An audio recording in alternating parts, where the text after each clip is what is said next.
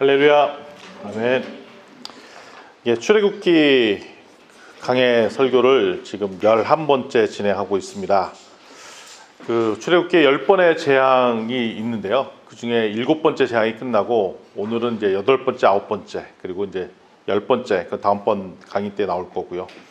오늘은 이제 8번째, 9번째가 나왔습니다. 그러니까 거의 막판으로 온 겁니다. 가장 센 거 3개가 남았습니다. 가장 센 거 3개.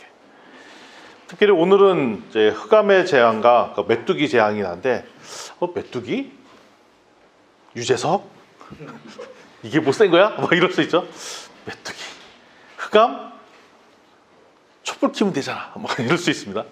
아니 뭐 지금은 형광등 24시간 뭐 꼼꼼한 게 뭐가 재앙이야. 근데 오늘은 그 강력한 그 재앙이 어떤 의미가 있는지, 메뚜기, 흑암, 재앙들 우리 함께 좀 살펴보려고 합니다.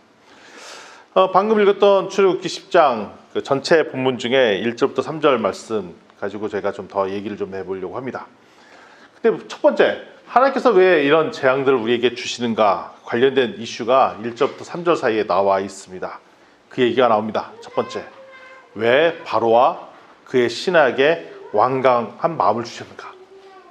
그러니까 그걸 잘못 들으면 나 삐뚤어질 거야 하고 삐뚤어지는 게 하나님이 시켜서 이렇게 된 것처럼 이렇게 기술이 되어 있습니다.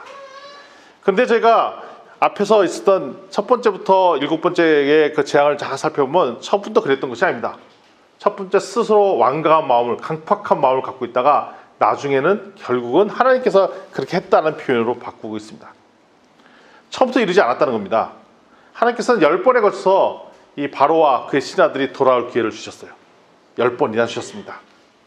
그런데 지금 왜 강팍하게 했다, 완강하게 했다 표현을 쓰시는 건 이겁니다. 본심이 드러나게 했다는 겁니다. 원래 그 사람 그런 마음을 갖고 있었어. 살살 달래거나 타협을 해서 무마하는 것이 아니라 이런 거죠. 아유, 이런 재앙 안 달래면 내가 그런 것 좀 해줘야지. 보통 우리가 사고 당하거나 뭐 교통사고 당하거나 뭐 합의서가 필요하잖아요. 속마음은 그게 아닌데 합의를 받으려고 죄송한 척 보여주고, 그런 세상에 여러 가지 팁이 있잖아요. 팁. 그것이 아니라 하나님께서는 그 속마음이 드러나서 원래 그 마음이 드러나겠다는 것이 오늘의 그 표현이라는 것입니다. 그래서 표징이 드러나게 하셨습니다. 그래서 하나님께서는 바로에게 그 속마음이 드러내게끔 하고 완강하게 하겠다는 표현이 바로 그것을 보여주신 겁니다. 그래서 결국 언제 가면 알 수 있냐면 10장 28절 말씀 좀 함께 읽어볼까요? 10장 28절 말씀입니다. 10장 28절을 보면 함께 읽겠습니다. 시작. 바로가 모세에게 이르되 너는 나를 떠나가고 스스로 삼가 다시 내 얼굴을 보지 말라. 내가 내 얼굴을 보는 날에는 죽으리라. 막판에는 바로가 화가 나갖고 너 내 눈에 띄지 마. 너 내 눈에 띄면 너 죽는 거야. 이렇게 얘기한 거예요. 이게 성경이 되게 옛날에 쓰신 표현이라 고사하게 되는 게 아니라 그거예요. 너 내 눈에 띄면 너 죽는다. 이거예요. 우리 흔히 보던 그 영화예요. 내 눈 앞에 다시 띄지 마. 안 갈게요. 나타나지 않을게요. 그리고 끝난 거예요. 그 정도로 바로의 마음이 9번의 재앙을 거치면서도 마음이 딱딱해졌어요. 사람이 기회를 준다고 마음이 바뀌는 것이 아닙니다. 용서해 준다고 바뀐 것이 아닙니다. 세상 사람들이 다 그래요. 죽어도 싫다는 표현을 하는 바로입니다. 따라서 우리한테 구원이 임하는 하나님이 우리한테 기회를 주시는데 진짜로 이게 중요한 자세가 뭐냐면 겸손한 자세를 갖는 게 되게 중요해요. 구원은 언제든지 열려 있습니다. 모든 사람한테 열려 있습니다. 그래서 구원은 하나님께서 누구든지 다 오길 원합니다. 근데 왜 구원을 못 받느냐? 스스로 교만함으로 구원을 거부하는 수많은 사람들이 있다는 것입니다. 이것이 세상의 모습이라는 거죠. 특히 우리 같은 이제 어르신 세대가 된 사람들은 세상에 살았던 경륜과 연륜이 있어요. 그러니까 세상에 고정관념도 있습니다. 그러니까 편견이 있고 새로운 생각들을 받아들이기엔 우리가 딱딱한 마음들이 있습니다. 이게 조심해야 하는 것입니다. 겸손함, 늘 하나님께서 주시는 날마다 새롭게 하는 진리의 말씀을 받아들일 그 겸손함. 그래야 하나님께서 너한테 네가 이거 잘못했다 꾸짖으면 받아들일 마음이 있는데, 내가 신앙생활 몇십 년인데 나한테 꾸짖음을 해? 이게 그만함들이 있다는 것입니다.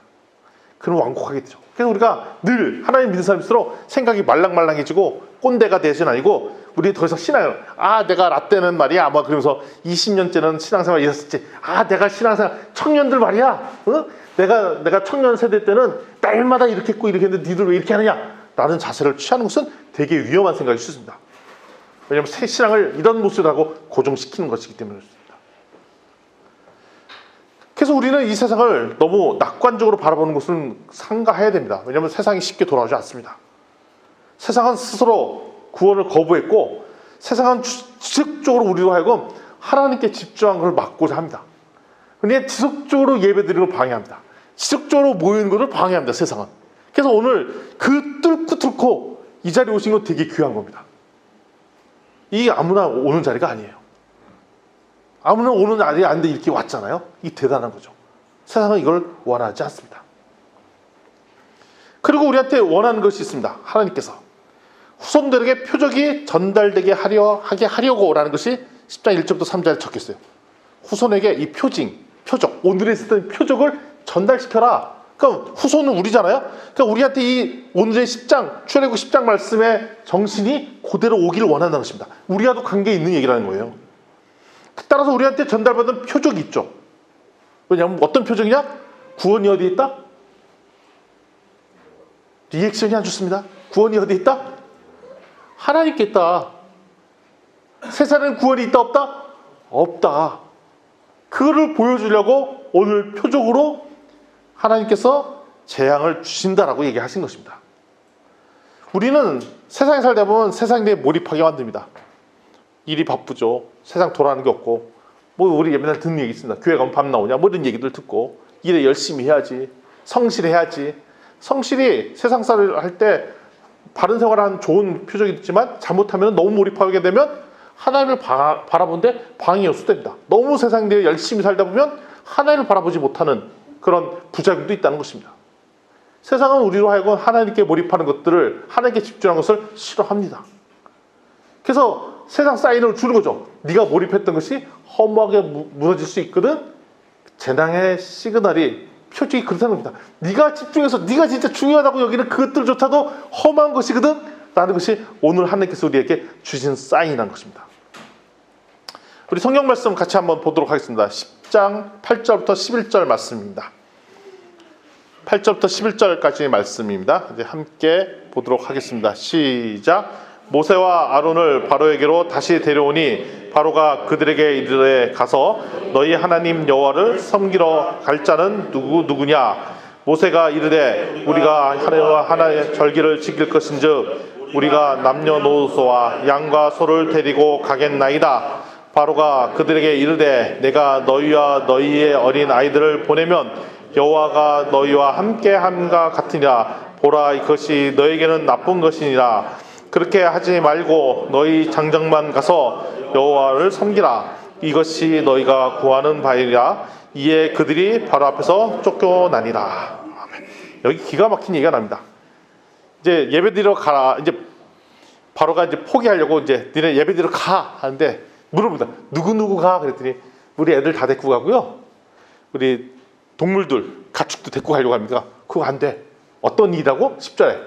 그건 나쁜 짓이야. 뭐라 10절에 다시 한번 10절에 뭐라고 돼 있다고요? 그 나쁜 짓이야 라고 돼 있어요. 너 나쁜 거야. 그러면 안 돼. 애들 데리고 예배드리러 간다니까 그거 나쁜 거야. 그러면 안 돼. 라고 세상이 얘기합니다. 왜 예배드리러 가는데 어린아이를 데려가냐 하냐? 니들 어른만 가면 됐지? 하나님께 가도록 하는 것에 너만 가면 되지 왜 굳이 애들까지 가려고 해? 라고 하는 거죠. 우리 교회도 어린애들이 있죠. 옆에 뒤에 있습니다. 근데 애들이 예배에 집중하기가 참 쉽지 않잖아요. 그러니까 막 얘기하고 떠들고 그래. 그러면 부모님들은 막 가슴 조마조마합니다. 예배에 방해되는 건 아닌가. 근데 뒤집어 생각하면 얘네들은 솔직해. 예배 집중 안 나오면 짜증도 부리고 얘기하고 떠들고 그러잖아요. 근데 실제 우리 어른들은 예배 드릴 때 멍 때리는데 예배에 집중하는 척하면서 예배 드릴 수 있잖아요. 머리에서는 막 업무 보고 있고 어디 산도 몇 번 갔다 오고 누구 만나고 오고 머릿속에서는 멍 때리고 있는데 아무런 티가 안 나. 그럼 어떻게 보면 우리 애들이 더 솔직한 거죠. 집중하는데 집중한다고 얘기하고 떠들고 짜증내고 단상으로 뛰어나오고 애들은 솔직합니다. 그런데 그런 애들 데리고 가라는 게 오늘 말씀이에요. 예배 자리에 가도록 하자는 겁니다. 함께 데리고 가라는 겁니다. 데리고 가야 되겠다는 겁니다. 그 얘기는 무슨 얘기냐? 우리 교회 어린아이들 예배 시간에 뭘 듣는다고 뭐 울고 싫고 하는데 예배 방해되는 데서 그러니까 어떻게 보면 제가 보니까 우리 교회 유아실, 영아실 있잖아요. 그게 TV고 그것도 저는 개인적으로 바람직한가 생각이 들어요. 왜냐면 깊숙이 예배 같이 있는 자리가 아니잖아요. TV 보듯이 있는 거잖아요. 왜 그렇게 애들 떠들고 장난치고 하니까 예배에 집중되니까 따로 이렇게 공간을 만든 거잖아요. 아니 그러지 말고 그냥 떠들더라도 우리 예배 자리에 같이 있고 방해되더라도 여차서 뭐 어떤 애가 단상으로 뛰어왔어. 그러면 목사님이 안고서라도 예배를 드리는 한이 있더라도 이게 어쩌겠어요. 뭐 우리 공동체 애들의 모습인 걸.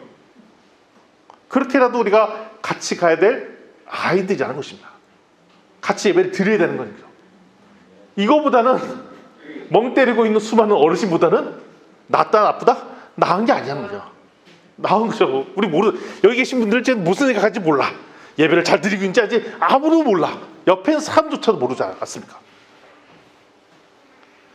예배 시간에 우리 아이들은 바로 반응 봅니다. 울고 짜증내고 소리를 냅니다. 반면에 어른들은 머리에서 예배를 전혀 집중하는 대로 겉으로 드러내지 않습니다. 오히려 어린아이들이 더 솔직하죠. 근데 공부 따져보면 우리 집집마다 가정마다 아픈 구석들이 있어요. 다 같이 우리 가족들이 예배드리고 오면 좋겠는데 다 그런 마음이 아닌 사람도 있잖아요. 자녀 중에 그런 사람이 있고 부모 중에 그런 사람이 있고 아내, 남편 중에 그런 사람이 있고 여러 사람들이 있어요. 그러면 이제 하루 이틀 지나다 보면 에휴 애는 모르겠고 나만이라도 하나님 잘 믿으면 됐지. 각자 인생 각자 사는 건데 결국 천국 갈 때는 혼자 가는 거지. 아내 구원받다고 내가 구원받는 거 아니고 애 구원받았다고 나 구원받는 거 아닌데 각자 하나님 앞에는 독돼서 혼자 맞는데 그 가족이 뭔 소용이냐 라고 생각하기 쉬워요. 사실 하다 보면 하루 이틀 지난 것도 아니고 특히 가족 구원 뭐 이런 문제는 되게 어렵잖아요. 하루 이틀 된 것도 아니고 우리의 모습도 다 알고 근데 끝까지 포기하지 아니하고 하나님께서 가자고 할 때 갖고 가는 것 이렇게 데리고 가는 게 좋아요. 그래서 우리 공동체 같이 도와줘야 돼요. 왜 그러냐면 가족관계니까 어려울 수도 있어요. 그러니까 다른 집 가족을 오히려 반대로 섬기고 이분의 여동생을 우리가 데리고 가려고 노력하고 이분의 부모님을 우리가 데리고 가려고 노력하고 서로 크로스 체크하면서 가도록 하는 거.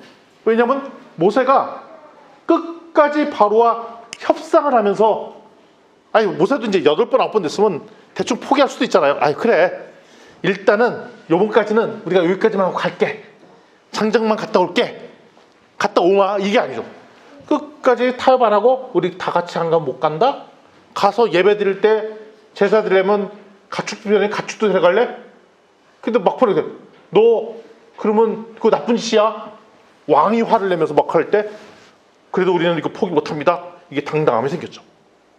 그러니까 모세가 처음에 만났을 때 모세는 되게 유유부단하고 약간 그런 게 있었어요. 저 말도 못하고 말은 그럼 형이 해라. 제가 한 말 안 믿어요. 그 첫 번째 기적을 일으키니까 뭐 조금 삐뚤삐뚤하고 한데 8번째까지 오니까 이제 당당했었어요. 그래서 우리가 아는 지혜가 있죠. 하나님 말씀대로 나가다 보고 하나님 말씀대로 살다 보니까 자연스럽게 MBTI가 I에서 E로 바뀌더라. 원래 내 성격인데 하나님이 주신 담대함으로 외향형으로 바뀌어버려요. 담대함으로 이렇게 얘기를 하는 거죠. 그 힘이 원천이냐? 하나님의 기적과 놀라운 말씀을 경험했기 때문에 MBTI가 바뀐 거예요.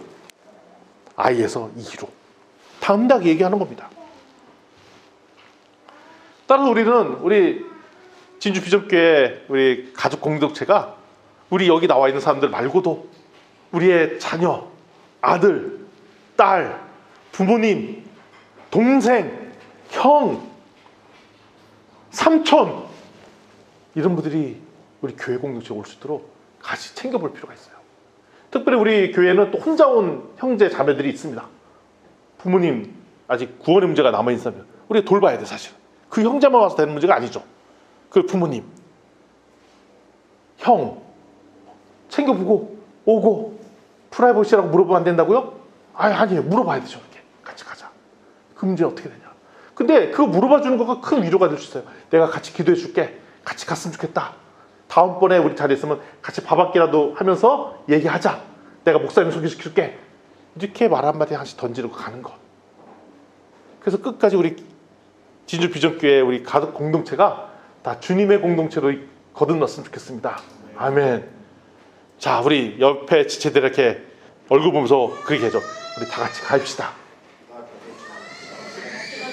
끝까지 데리고 갑시다. 아멘, 아멘. 예. 예, 저 시온이 우리라도 같이 가자, 얘들아. 같이 가자 해야 됩니다. 왜냐면 시온이 우리 저렇게 떠든다고 니들 나가 그러면 안 됩니다. 같이 가자고 그래야 돼요. 가자고 그래야 됩니다. 같이 가자. 데리고 가야 됩니다. 떠든다고 내쫓으면 안 됩니다. 예, 그러니까 데리고 가라고 얘기하는 거예요 지금 저희 얘기가. 그래서 그럼 우리가 할 일이 뭐냐? 하나님께 순종하는 것, 경배하라 이것밖에 없습니다. 10장 1절부터 3절 내용 보면은 그럼 우리가 왜 이런 것을 하고 왜 우리 가족까지 다 데리고 가고 우리 어린아이들까지 다 데리고 가 살려는 게 뭐냐면 순종하려고 합니다. 순종. 하나님께 순종하려고. 3절에 그렇게 나와요. 순종하려고. 그러니까 우리가 오직 하나는 배우는 게 순종하고 예배하고 경배하는 거. 이거 하나입니다. 결국 우리 앞에서 하나님 앞에 순종하려고 이거 한다는 것입니다. 우리가 결국 이 재앙을 주신 것은 이 재앙을 통해서 결국 한 가지 하나님께 순종해야 산다는 것을 배우려고 우리가 재앙을 주시는 겁니다. 그러니까 요즘 재앙이 많죠. 난리잖아요. 이 난리는 것은 뭐냐면 우리가 이럴수록 딴 데 의지하지 말고 네가 믿었던 건 다 버리고 오직 주님께만 믿고 주님께만 순종하고 주님만 경배하라고 이런 재앙을 주신 거죠. 우리한테 감사가 넘치는 거죠. 요즘 특별히 우리 공동체가 우리 다음 세대가 하나님께 순종한다는 가르치기 좋은 교보제가 나온 것입니다. 만약에 이 세상이 너무 살기 좋고 아무 일도 없다면 아이들한테 막 얘기하기 쉽지 않아요. 부모 얘기하는 게 다 틀린 것 같거든. 안 맞는 것 같거든. 근데 지금 전체적으로 시그널이 오잖아요. 재난의 시그널이 오고 애들이 더 헷갈려합니다. 부모는 저희 때만 해도 공부 열심히 하면 성공한다. 뭐 하면 온다 그런 법칙이 있었는데 요즘 젊은 친구들한테는 공부를 열심히 해도 취업이 안 되고 공부를 아무리 잘해도 헬조선하고 한국을 떠나려고 하고 뭐 그러잖아요. 우리 어른 세대에서는 헬조선이라는 말을 쓰지 않았어요. 뭔지 한국을 떠나는 거. 우리 세대만 하더라도 열심히 살면 그 축복이 부어지는 걸 경험했는데 요즘 20대 애들은 열심히 살아도 축복이 오려는 보장이 없어요. 잘 되려는 보장이 없어요. 그게 뒤집어보면 그게 축복이라는 거죠. 아하, 우리가 노력을 통해서 얻을 수 있는 것이 아니고 우리가 노력을 해야 되는 게 아니고 우리가 아무 과거에는 열심히 살면 다 된다고 했는데 그것이 아니라 안 될 수도 있구나. 그러니 우리가 살려면 어디로 가야 된다? 하나님께 가야 된다는 시그널을 주신 거죠. 그러니까 오히려 요즘이 우리 자녀 교육하기가 더 좋아요. 요즘이 다음 세대들한테 더 나아가기가 좋아요. 우리 때는 제가 나 때는 말이야 이런 얘기 안 했는데 나 때는 제 80년대에 교회 공동체에 있는 애들이 기본적으로 바르고 성실했잖아요. 그러니까 막 이런 거 가르쳤어요. 아침마다 큐티하고 교회 갔다가 캠퍼스 갔다가 집에 가고 이거 딱 세 가지. 교회 갔다가 캠퍼스 갔다가 집에 이것밖에 안 했어. 그러니까 따지도 않으니까 뭘 잘해? 공부를 다 잘해. 회사도 잘 가. 경제적인 축복도 받은 친구들이 많아요. 교회 생활 열심히 했더니 돈 벌었더라. 이런 애들이 꽤 많았었어요. 세상에. 근데 그런 애들 중에 타락한 친구들이 너무 많아 지금. 원래는 열심히 신앙생활을 했더 성실하게 신앙생활 잘할 줄 알았더니 나중에 10년, 20년, 30년 세상과 살다 보니까 이제는 보니까 세상에서 높아져 있는데 하나님 오히려 안 믿는 친구들이 늘어났어요. 그래서 야 젊었을 때 바른 생활처럼 보였지만 그게 아닐 수도 있겠구나라는 깨달음들이 오는 거죠. 오히려 지금같이 재앙이 가득할 때 하나님만 믿지 않은 곳은 살 수 없다는 것이 가득할 때 오히려 우리한테는 뭐다? 축복이라는 말씀이 나가십니다. 그러니까 우리한테 다음 세대에 가르쳐야 될 건 그거죠. 지금이 좋은 기회다. 뭐 하기 좋은 기회다? 하나님 믿기 아주 좋은 기회다. 하나님께 순종하기 너무 좋은 기회다 라고 알려줄 필요가 있는 거죠. 그래서 이제 마지막 남은 두 가지 재앙이 있습니다. 오늘의 마지막 재앙이 두 가지죠. 다음번에는 한 가지 더 남지만 오늘의 재앙은 메뚜기와 흑암 재앙입니다. 메뚜기와 흑암 재앙은 얼마나 파괴력인지 이게 어떻게 보면 종말, 파멸, 죽음까지 이어지는 재앙들이에요. 거의 마지막 재앙인 것이죠.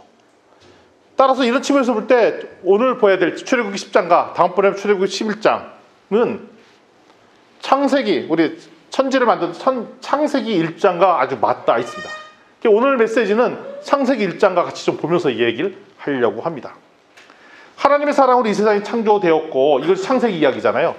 근데 하나님의 사랑이 거둬졌을 때 모습이 오늘 출애굽기 10장과 출애굽기 11장의 모습이라는 것입니다.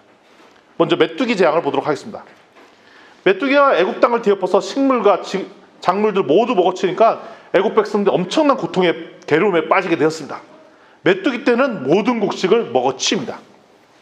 여러분들 혹시 유튜브 가서 메뚜기 떼라고 치어보면 10중 8구는 최근에 아프리카를 휘짓고 다니는 메뚜기 떼가 나옵니다. 우리가 영화로도 본 적이 있습니다. 옛날에 펄벅의 돼지라는 영화, 아주 오래된 영화예요. 저보다도 앞선 세대, 한 1950년대, 60년대에 나온 영화인데 중국의 메뚜기 떼가 휘슬고 지나가는 장면들이 있습니다. 제가 그때도 영화를 본 기억들이 있는데, 지금 최근에 동영상 스크립트 보면 어떤 기사들이 함께 나오냐면 몇십억 메뚜기 떼가 바람을 타고 다니면서 아프리카를 휘짓고 다니는데, 한번 그 지역을 지나고 나면 모든 식물과 모든 작물들은 메뚜기가 다 가서 하나도 남지 않습니다. 그걸 휘짓고 다니죠. 그걸 각종 방제 시스템으로 막으려고 해도 잘 막히지 않는 그 장면이에요.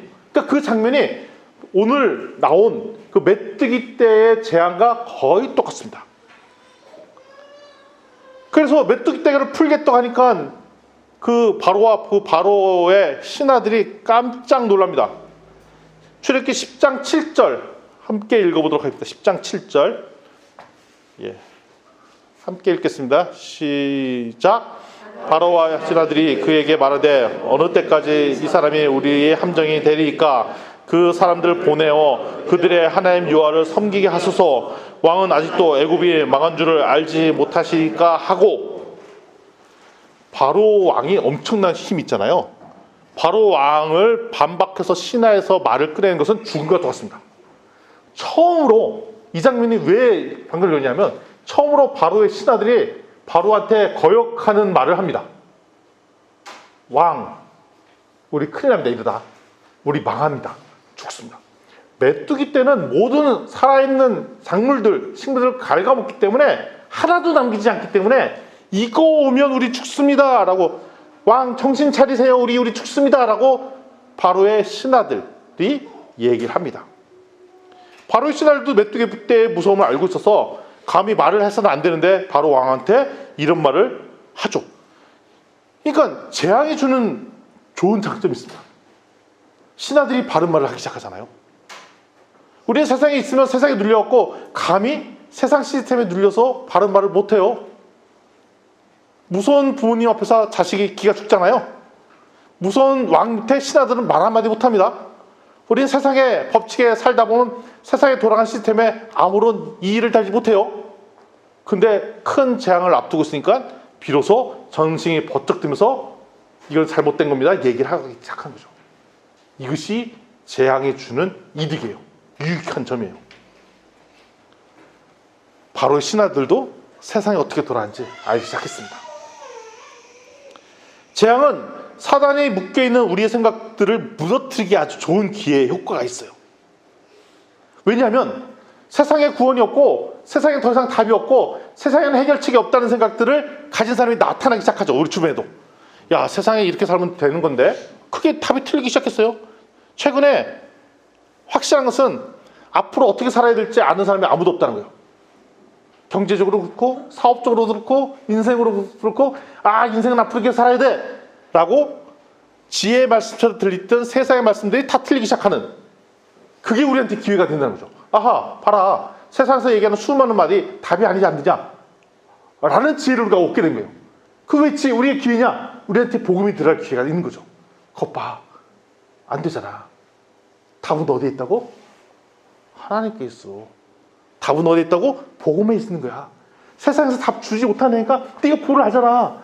네가 앞으로 인생 어떻게 될지 모르잖아. 근데 그걸 하겠다고 열심히 공부해? 공부하면 답 나올 줄 알았지? 아니거든. 이렇게 되는 거야. 네가 돈 많이 모으면 다 해결될지 알았지? 그거 아니거든. 이렇게 되는 것입니다. 그래서 재앙은 우리한테 새로운 기회를 줘요. 빈틈을 줘요. 꽉 타이트하게 맞춰 있었고 아무런 복음의 씨앗이 하나도 안 들어간 사람들한테 망하고 절망하고 이걸 경험을 통해서 우리는 무슨 느냐? 것 봐, 네가 믿었던 게 답이 아니잖아. 결국 답은 버킹검이 아니라 어디에 있다고요? 구원에 있다라고 얘기할 수 있는 기회가 생겼다는 것입니다. 우리 주변에 여러 어려움을 당하고 고통을 당한 사람한테는 오히려 우리가 다가가야죠. 거봐, 이제는 와야 되지 않겠냐. 그래서 우리 자녀의 좌절, 형제의 좌절, 부모님의 어려움, 주변의 사람들의 고통에 가슴이 아프죠, 사실. 근데 그때 타임이라는 것도 잊지 말아야 된다는 거죠. 그게 들어가서 그와 우리 함께 가자, 하나님께 가자라고 얘기를 할 것입니다. 수많은 위기에 있을 때의 핵심은 우리가 어떻게 하면 이 재난으로부터 위로를 줄까, 피난처를 줄까로만 그쳐서는 안 되고, 왜 발생했을까? 여기의 원인은 무엇일까? 하나님 무슨 의도로 이런 걸 주실까까지 가서 결국 이걸 구원의 기회로 받아들여야 된다는 것입니다. 창세기 1장 29절부터 30절까지 말씀을 잠깐 좀 보도록 하겠습니다. 창세기 1장 29절부터 30절입니다. 화면에 나올 거라 믿고요. 창세기 1장입니다. 29절부터 30절 시작. 하나님이 이르시되 내가 온 지면에 씨 맺는 모든 채소와 씨 가진 열매 맺는 모든 나무를 너에게 주노니 너희의 먹을거리가 되리라. 또 땅의 모든 짐승과 하늘의 모든 새와 생명이 있어 땅에 기는 모든 것에게는 내가 모든 푸른 풀을 먹을거리로 주노라 하시니 그대로 되니라. 아멘. 창세기 1장 29절 30절까지는 하나님께서 창조의 명령을 내렸어요. 땅에 풍성하게 모든 것들이 생산이 되고 그 다음에 씨 뿌리는 채소들을 주어서 우리가 잘 살 수 있도록 사람도 먹고 동물도 먹을 수 있는 그 판을 만들어 주셨어요. 그래서 하나님께서 창조의 시간부터 인간이 식물을 통해서 먹거리를 창출하고 동물들이 생산해서 사는 것들을 허용했습니다. 하나님께서 우리에게 축복입니다. 이 땅에 주신 자연 만물, 그 산에 있는 들풀, 열매 이런 것은 하나님께서 우리에게 주신 선물이에요. 이 땅에서 살아가도록. 근데 하나님께서 메뚜기를 통해서 이거를 거두어 가셨어요. 오늘은 아니죠. 오늘 읽었던 성경 본문에 거두어 가셨어요. 이것은 무엇을 보여주냐? 하나님께서 우리에게 하나님의 은혜와 사랑이 얼마나 크다는 걸 다시 한번 읽어요. 우리가 해가 뜨고 달이 지고 자연 만물이 있고 이것을 항상 모르기 때문에 이게 하나님께서 주신 놀라운 선물이라는 걸 깨닫지 못해. 이거 당연한 거라 생각해. 이 당연히 내가 누릴 거라 생각해요. 그래서 어떻게 보면은 지금 메뚜기 떼가 모든 걸 걷어갔잖아요. 모든 작물 없잖아요. 그거는 하나님께서 이 재난을 통해서 뺏어간 게 아니라 원래 이 세상의 상태가 아무것도 없어 상태로 보여준 겁니다. 내가 하나님께서 너희들의 축복을 내려주지 않았으면 원래 메뚜기가 갉아먹었던 이 상태가 니네 상태야. 근데 하나님께서 축복을 내렸기 때문에 네가 하늘에 나는 새들도 보고 들에 나는 풀도 즐기고 창문 열고 보면 밖에 엄청나게 좋은 벚꽃들을 보고 와 좋네 막 그리고 몰래 뭘 따먹기도 하고 뭐 이런 걸 하라는 거예요. 하나님께서 주신 축복이라는 거죠. 그러면 하나님께서 재앙을 내서 없애갔던 게 아니라 원래 없었던 게 이 세상이라는 겁니다. 근데 하나님 믿는 사람은 그렇다 치더라도 하나님 믿지 않는 바로 이런 사람들도 자기들이 엄청나게 뛰어나서 그걸 누리고 있다고 생각하는데 그걸 거두어 간 거죠.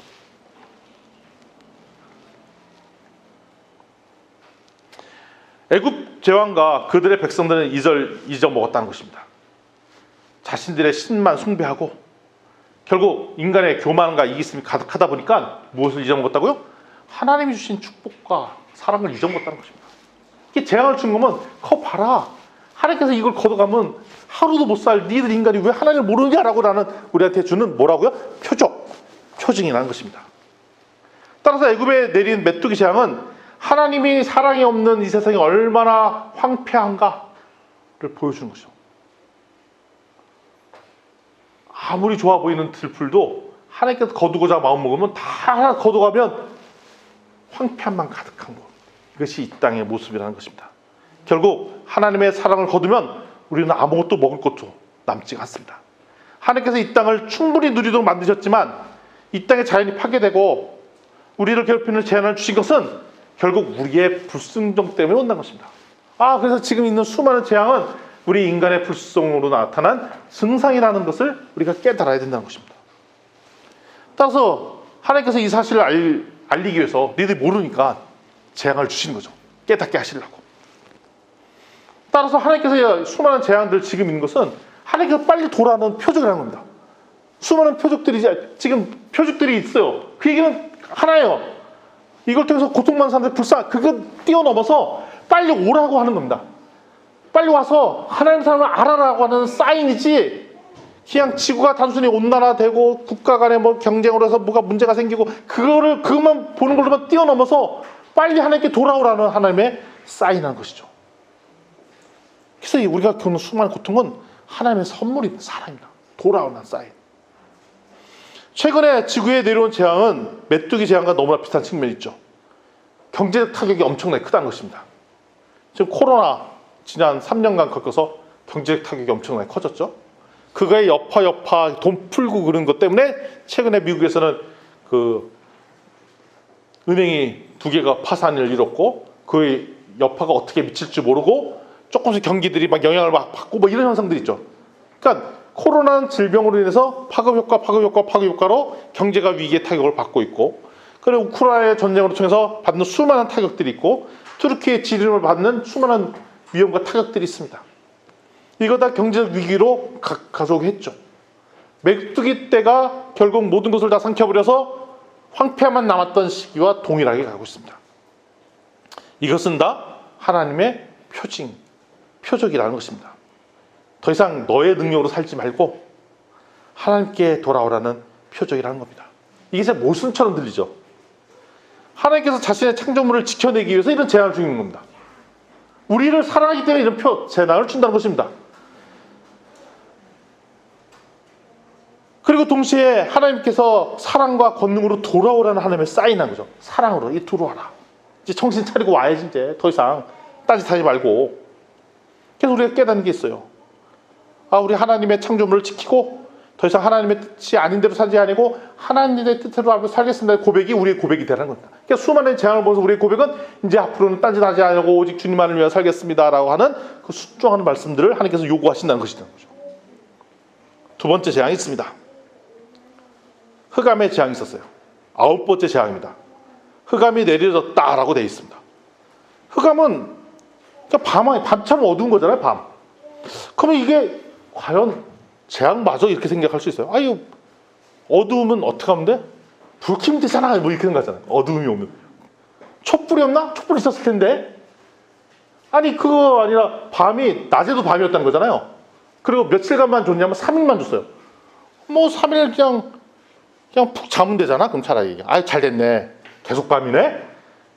3일도 잘 수 있는데 안 나오면 되잖아. 뭐 이럴 수 있잖아요. 근데 여기에 흑암은 단순히 해가 안 뜬다는 그 흑암이 아닙니다. 흑암이라는 단어가 우리가 익숙한 단어예요. 어디에 나오죠? 창세기 1장 2절에 나오는 흑암이 이 흑암입니다. 창세기 1장 2절 말씀을 한 목소리로 읽어보도록 하겠습니다. 너무 유명한 본문이죠. 시작. 땅이 혼돈하고 공하며 흑암이 깊음 위에 있고 하나님의 영은 수면 위에 운행하시니라. 이때 상황이 언제냐면 하나님께서 천지 창조하기 바로 직전 모습이에요. 천지 창조하기 전의 모습이 어떠냐면 이 땅에 거기 나와 있죠. 혼돈하고 공고하고 흑암이 깊음 중에 있다는 거예요. 그 상태라는 거예요. 하나님의 창조 질서가 시작하기 전 상태라는 겁니다. 창조의 순간 이전의 상태는 어떻게 돼 있냐? 그냥 애굽 땅의 3일간의 흑암은 단순히 해가 안 뜬 상태가 아니라 천지 창조의 이전의 상태를 3일간 경험케 했다는 겁니다. 그 아주 무서운 얘기인 거죠.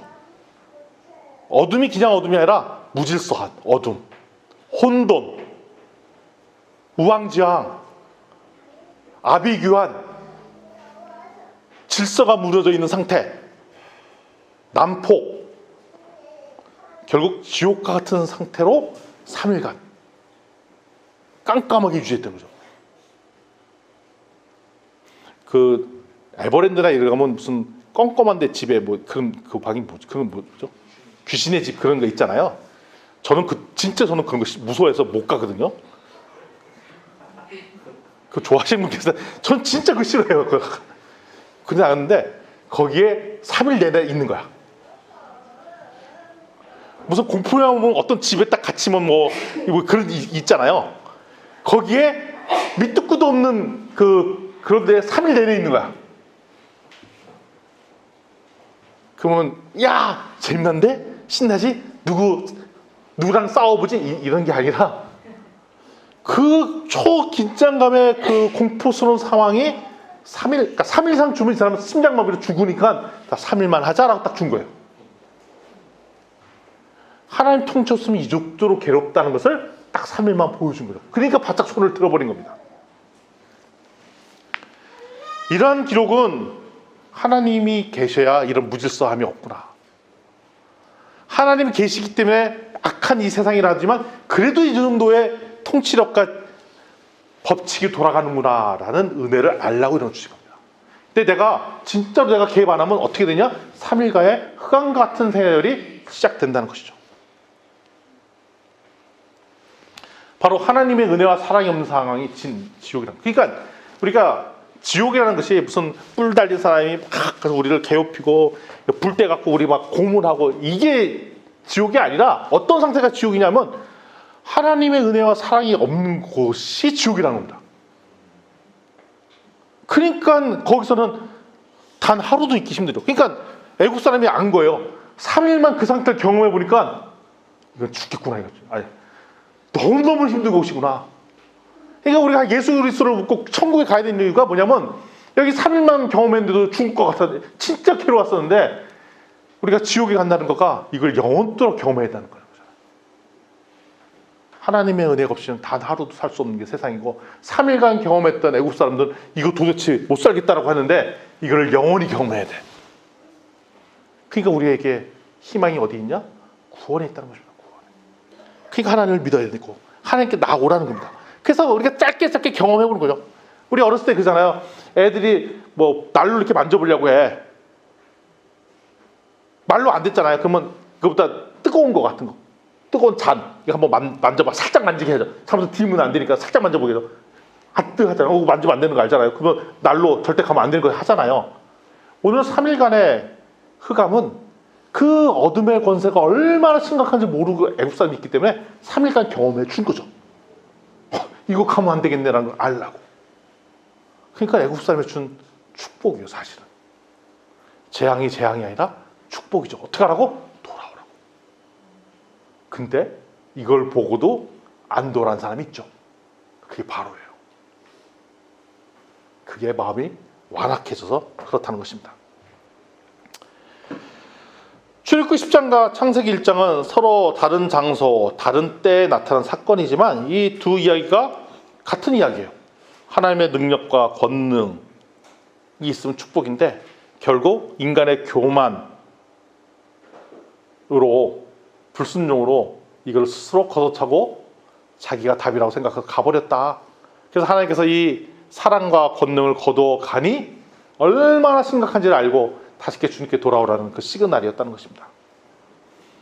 우리는 8번째 재앙 메뚜기, 9번째 재앙 흑암을 경험했어요. 성경을 통해서. 애굽 재앙과 그 백성들은 자신만을 위해 살아서 결국 하나님을 떠났기 때문에 세상이 메뚜기 재앙처럼 황폐해졌고 흑암의 재앙을 경험했음에도 불구하고 이 지옥 같은 생활에 남기로 결정했습니다.